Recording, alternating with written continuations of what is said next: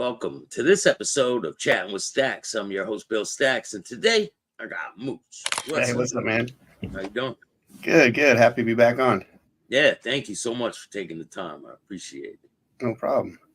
Yeah, you have a crazy story, and we're going to get into some of the tales that you've been in, some of the craziness. One of the first things I want to ask you is, I know that you were hanging out with like the skinhead types when you were younger, right?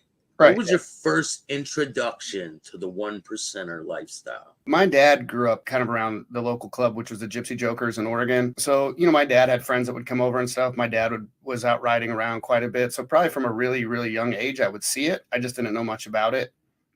And then as I got older in that punk rock and skinhead, kind of movement, a lot more people in that area were kind of graduating out of that into motorcycle clubs. So there was a lot of overlaps. A lot of the homies from FSU were going into the Outlaws, and Most Hated and the dudes from NorCal were hanging out with the Angels and East Bay Rats. And so there was starting to be kind of like, it was starting to be more prevalent in my world. And I was starting to see more of it. And was there a big divide because these people are going with different clubs? I didn't know enough about the political side of it back then, really. It was more kind of regional. So like, the FSU dudes were in Boston and upstate, and that's, the Outlaws was in that area. And that's where they went. And before they went to clubs, we were all friends, right? We all came from the same scene. We did a lot of things together, toured a lot together, played music together. So it was kind of more regional. It kind of just depended on like who was in what area. Usually it was like one guy from that group went and joined whatever dominant club was there. And then, his friends followed. So it really wasn't divided yet because we didn't know a lot about the politics or, the who was who. And you were in Oregon, right? Yeah. At first. Yeah. So what was your first introduction to the Vagos? Vagos I met when I was in Nevada. So the first club I met in Oregon was the Outsiders. That was a club that I first hung around with and prospected for a little bit. And they were a club that's been in Portland since the 60s. They've been there forever. And they're a very old school chopper club. And one of the guys was working at the local Harley dealership when I bought my first bike. So he worked at the parts counter. I'd go up there and buy parts for my bike, and we'd shoot the shit. And he ended up inviting me out to start hanging around. And, I was really excited to do that because, I was just getting into riding. But same thing with like Gang World or anything else. Once I was in, I was all in. So when I started riding, I was super interested in motorcycle clubs. I just didn't know enough, much about it. So it took a chance to meet one, and he invited me out, and I started going to their clubhouse and their events and on their rides and learned a lot that way. I eventually ended up moving to Nevada for work. And so I left the Outsiders. But you were prospecting, right? For them first? Yeah, I was prospecting. How long were you? It was only about 2 months. They were really cool. Because I was leaving for work, they said, hey, you can leave. And if you come back, you can pick up where you left off. Because, they didn't have a lot of younger guys at the time. And I think that, they were kind of excited by having some younger guys around. I was from that local scene, so I probably could have brought more people with me potentially. So it didn't really burn any bridges at the time that, they say, if you come back, you can pick up where you left off. But while I was down in Nevada, they actually introduced me with some other clubs out in that area. So I was kind of riding around, just meeting different clubs, hanging out with different people. But that's when I met the Vagos. The Vagos were the first club I had seen that had younger guys in it. A lot of guys from the punk rock scene. Like the Outlaws and stuff. Like I said, some guys from FSU joined the Outlaws, but that was all the way out on the East Coast. Like I didn't see that firsthand where I was at. So all the clubs in Oregon were really old school. So it was that traditional kind of biker look, and that there hadn't been much overlap yet. So when I met the Vagos, there was these dudes that were, in a punk rock and skateboarding, and it really connected with me. I really resonated with all of that. So I jumped in head first with those guys and really started hanging around a ton and spending a lot of time with them. Was there a process because you were prospecting for the other club? Was there a process to go and start prospecting for the Vagos? Yeah, I think normally I would have prospected for the Vagos, but the chapter I was hanging out with was split in two, and they were starting a new chapter. And so I was kind of brought in as a charter member. So I still came in as a probationary member. On paper, I think it was a patch for patch, even though I didn't technically have one with the other club. But I came in and chartered a new chapter, so I didn't end up prospecting. Wow, you landed into all these roles at a perfect timing, huh?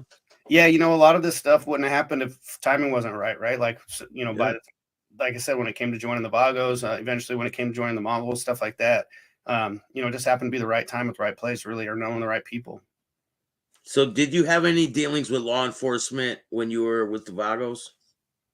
Not a ton. I had a lot growing up, in that skinhead scene and stuff. I got my first felony assault charge at 16. I got my adult felony assault charge right after turning 18. I had about 6 misdemeanor assault charges by the time I'd moved to Nevada. So, I was I'd probably spent, almost 10 years on probation already, from juvenile and then to adult probation. So I had a lot of experience with law enforcement already. And so I kind of already had my mind made up about how that was going to go. But honestly, as a Vagos, not until I moved back to Oregon. When I moved back to Oregon, I was still a Vago. And I was assigned to the Southern Oregon chapter, which is South Valley chapter Vagos. But I lived up in the Central Valley. So I was almost 3 hours away. And so because, I was wearing a patch in an area where they weren't used to us and we weren't normally there, then that gathered a lot of law enforcement attention. And, that's when they started sending informants after us and stuff like that, because they were trying to figure out what we were doing and why we were there. How many people did you guys have once you went back up to Oregon? There was always two chapters there was already two chapters of Vagos in Oregon before I came back there. So it was South Valley and North Valley. When I moved home to Eugene and then Salem, which is where I'm from. And there was just me and my twin brother. Some guys would travel through and stuff, but we were attached to the Southern Oregon chapter, and we just have to travel back and forth for church every weekend. So we weren't really trying to start a chapter at the time. We weren't in a position to start a chapter. We were brand new members. So we were just kind of up there hanging out. But anything we did club related, pretty much we'd have to go right down south and spend time with the chapter down in Southern Oregon. Now, for the people that don't know, what's the process if you want to travel across the country and you have your patch? Do you have to let other people know that you're going to ride through the territory? Yeah, I mean, every club's a little different, but for most club, and especially, when you're getting along with other clubs and just out of respect, you usually would call whoever the dominant club in that territory is and let them know that you were passing through, or whether you were staying or whether you were just passing through on the way to work or, whatever. But that courtesy heads up would go a long way. And a lot of times that would happen. No, would they ever say, no, you can't come through here with your patches? I mean, I've heard of times where they didn't want you stopping at bars or hanging out, passing through is one thing, but don't be stopping and hanging out places. I've heard of that before for sure. But honestly, if it was that type of relationship where you thought they were going to tell you no, that might not be something we'll be checking in with anyways, because you don't really want to give them a heads up where you're going to be. So it's kind of up to the club's relationships. If it's a club that's in that area and they're dominant and you're good friends with them, then we would definitely let them know. If it was a club that we were at odds with, we might not. Yeah, you just speed right through, right? yeah, pretty much. Now, once you get your patch, you're up there in Oregon. Did you have any dealings with your opposition, the rival clubs? Not yet. At the time, the Vagos didn't have a ton of rival clubs. They were just starting to get into it with the Hells Angels in Northern California. So, there was quite a bit of that going on, but it was when I was in Reno and when I was in Oregon, but it was traveling back and forth. I'd have to travel to Sacramento to support the chapters that were there, or travel to Redding and try and support the chapters there. But where I physically lived, it wasn't really an issue. I think the biggest thing is the dominant clubs that were there, the Gypsy Jokers and Free Souls, Brother Speed, Outsiders, they were concerned that we were there to start a chapter, which at the time we weren't. So they were keeping a pretty heavy eye on us, but we had the Vagos had a pretty good established relationship with those clubs because they'd been in Oregon for so long. So that was more of they were keeping an eye on where, us kind of encroaching on their area and making sure we weren't, setting up shop in their backyard. So looking back now, did you sense that they were putting informants in the club, and did you get information after that they did? And can you explain a situation where maybe they did put a... Yeah, they definitely did. But, I was really naive to that situation. I was a young kid in my mid-20s. I didn't know much about that lifestyle yet. From what I knew, we weren't doing anything illegal, outside of defending ourselves or maybe some recreational drug use. There really was no grand conspiracy or no criminal organization. So to me, I couldn't comprehend why law enforcement would care anyways. And then, from movies and books and stuff, all I knew about was undercover agents. I didn't even know what a confidential informant was. I didn't really know that was a thing. I mean, I knew that people would get caught and tell on people, but I didn't realize that they would intentionally plant these guys into chapters or and then get paid to make up stories and tell on people. So I was pretty naive to it. So I definitely ignored a lot of red flags on the first few guys that were coming around, and they had asked a lot of questions, and, they just did some pretty shady stuff that, looking back, made some sense. But like I said, I didn't know enough about it. So, honestly, they got what they wanted out of the fact that they had, guys hanging out, asking questions. And, I think all they were figuring out was how many members there were, what our intentions were, stuff like that, because we weren't doing illegal stuff. So I can't imagine there was too much information to give, but it definitely happened for sure. What was your first dealings with the police once you came back to Oregon, when you had the patch with the Vagos? And how long were you a Vago for?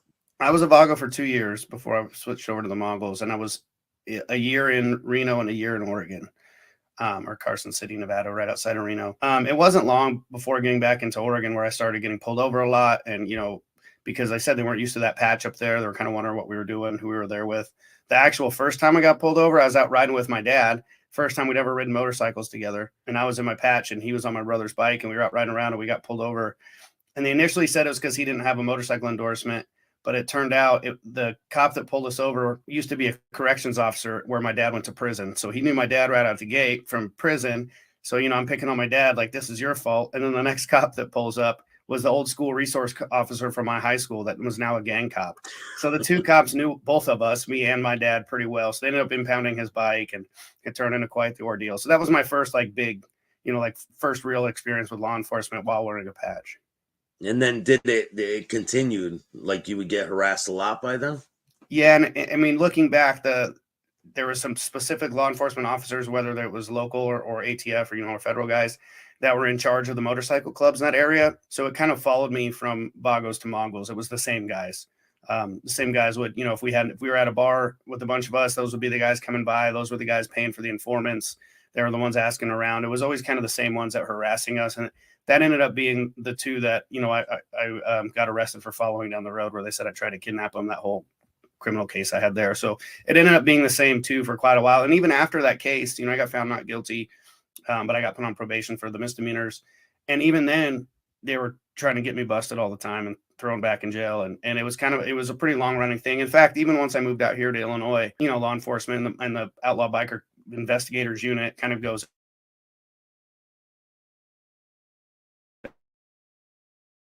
everywhere. And even out here, they tried to harass, but it was all based off these guys from Oregon initially. Would follow you there, right? Yeah, or they would tell the gang cops out here, hey, this is where he works. And then they would call my work and try and get me fired, or, just stupid stuff like that. So what was your first experience once you're a Vago? What was your first experience with violence around you?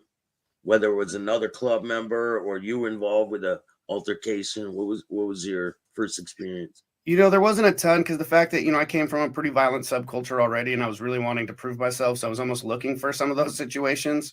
I'm a young, naive kid. I'm not saying that it's cool now by any means, but that, that was where my mindset was back then. And we got into it. There's a funny story I talk about in my book where we get into it with a club called the Over the Hill Club. But, I didn't know who they were. They came in and they were bullying around, pushing everybody and trying to act all tough. So started fighting with them, and then I realized the patch on their back said Over the Hill. They're a bunch of old men.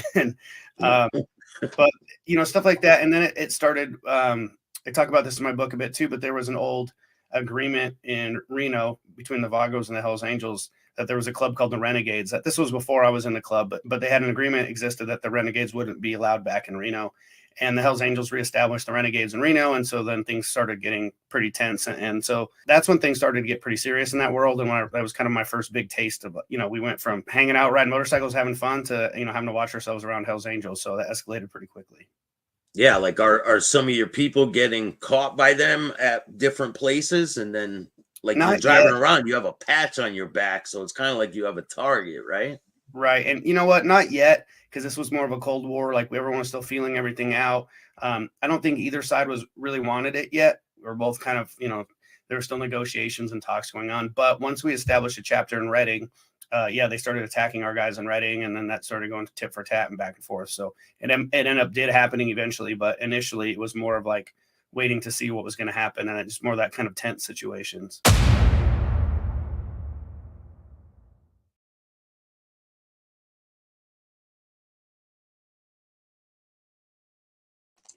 If you guys like this content, hit the like button, subscribe, hit the notification bell, and I'll be back tomorrow morning with a lot more content.